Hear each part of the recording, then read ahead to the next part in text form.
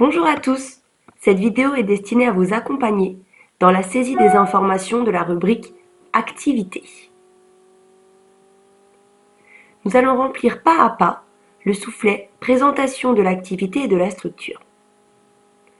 Commencez par présenter votre structure, son activité, son histoire, le type de produit proposé.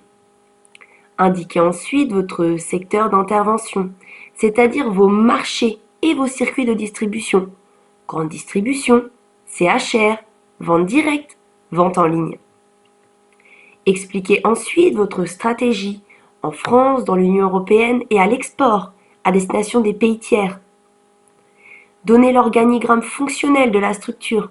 Il s'agit de donner une vue d'ensemble de la répartition des postes et des fonctions au sein de votre structure. Expliquez son organisation générale et son organisation dédiée à l'export si elle en possède une. Indiquez quelles sont en interne les personnes en charge de la conception, du suivi, de la réalisation des actions de promotion et mentionnez la part du temps de travail consacré à la conduite du projet pour lequel l'aide est sollicitée.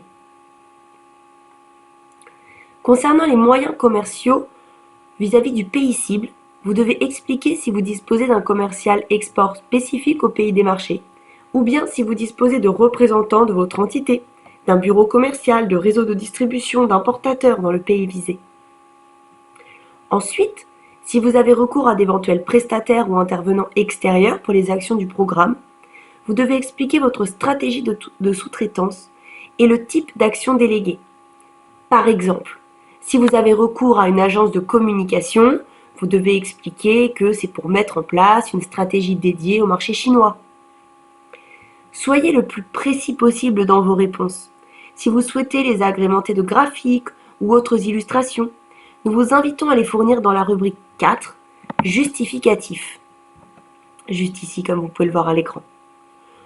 Indiquez ce sont des compléments documentaires. Et n'oubliez pas de faire un renvoi à ces pièces dans vos explications.